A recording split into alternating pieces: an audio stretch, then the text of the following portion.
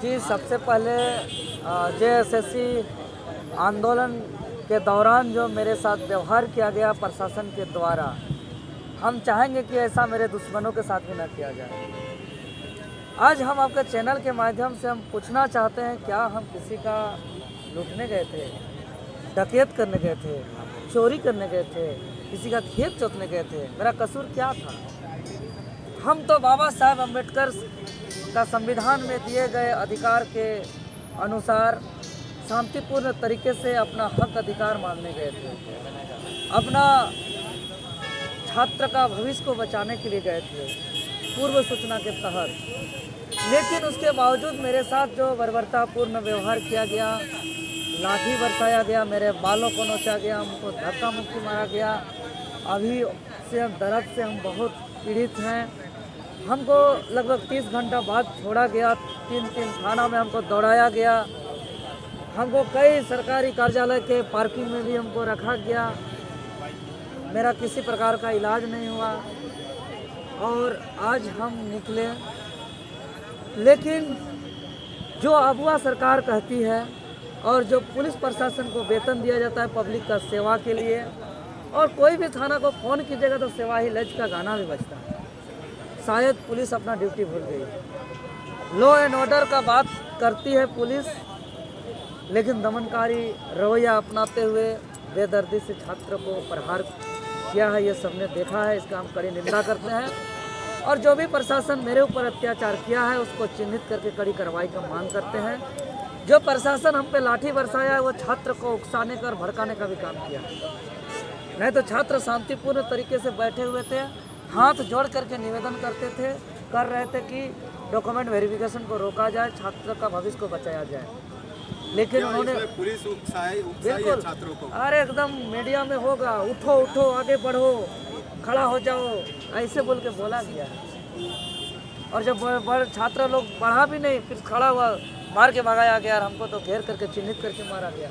आप बताइए, हम रांची लोकसभा मेरा क्षेत्र है, संसद चुनाव में हम 1.5 लाख आसपास वोट लाने वाले हैं। सिल्ली विधानसभा से सुप्रीमो के क्षेत्र से हम 42,000 और लोकसभा में 50,000 वोट लाने वाले शख्स के साथ ऐसा व्यवहार किया जा सकता है, तो बाकी को तो दिन दाड़े लोग इनकाउंटर के नाम से तो लोग जान भी ले रहे। ऐसा तानाशाही रवैया अपनाया जा रहा है। यह स्थिति ठीक नहीं है राज्यवासियों के लिए। हालांकि जो भी हो जाए, हम संघर्ष को जारी रखेंगे और आपके चैनल के माध्यम से हम कहना चाहते हैं कि आज जो मेरे ऊपर जो दर्द, पीड़ा, तकलीफ जो आज झेलना पड़ रहा है, आज इसको हम स्वीकार करते हैं और हम अपना संघर्ष का हिस्सा मानते हैं। लेकिन राज्यवासियों को भी सोचना होगा, विचार करना होगा कि अगुआ सरकार के नाम से अगुआ सरकार का प्रचार प्रसार किया जा रहा है, पेपर में छपाया जा रहा है, मीडिया में चलाया जा रहा है, पोस्टरबाजी किया जा रहा है, बैनरबाजी किया जा रहा है। यह एक फर्जी है। बिल्कुल यहाँ अगुआ सरकार नहीं है। अगर अगुआ सरकार होती तो इस तरह का रवैया हमारे ऊपर नहीं होता। इस बात को आज समझने की आवश्यकता है। आपको पहले से भी टारगेट करके आपको मना किया गया था, लेकिन आप जब पहुँचे हैं तो देखा गया कि बाल खींचकर जिस तरह लाया, तो दर्द तो चोट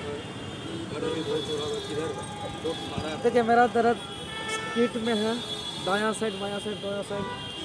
हाथ को भी टच नहीं कर पा रहे, इतना दर्द है। कमर में दर्द है, जांघ में यहाँ दर्द है, ये सब में यहाँ पे दर्द है, यहाँ दर्द है, और सबसे भयानक दर्द मेरा हैवी चोट है यहाँ, बहुत ज़्यादा चोट है। इतना मोटा बांस आप लोग देखे होंगे, जिस बांस से हमको बहुत बार मारा गया, चोटाया गया। सोचे नहीं थे मेरे साथ ऐसा किया जाएगा। पहले डराने का कोशिश किया जाता है, तुगलकी फरमान जारी किया गया, स्पेशली देवेंद्र नाथ महतो का नाम को चिन्हित करके कि आप आंदोलन करने से मना करने के लिए, पहुंचने से मना कर दिया गया। तो अगर आज हम मार से, लाठी से, FIR से, जेल जाने से अगर डर जाते हैं, तो राज्य का लाखों छात्रों का सपना चकनाचूर हो जाएगा। राज्य का लाखों छात्रों का अरमान जल के राख हो जाएगा, जो मेरे जीते भी हम होने नहीं देंगे। आज जिस तरह कोर्ट से भी फैसला आया है और इसे CBI जांच के लिए खुद भी गई, और डेट है 22 तारीख, क्या लगता है कोर्ट साथ में जी कोर्ट साथ नहीं, कोर्ट तो किसी के साथ नहीं, कोर्ट न्याय के साथ है। मतलब कोर्ट से कोर्ट आपकी से न्याय हमको मिलने की भरोसा है और माननीय हाईकोर्ट से जो आज फैसला सुनाया गया, माननीय हाईकोर्ट से जो निर्देश दिया गया, यह छात्र हित में है, यह राज्य हित में है और ये सच्चाई के साथ है। और हम लोग को माननीय हाईकोर्ट से भरोसा है कि आगे भी अंतिम निर्णय छात्र हित में होगा।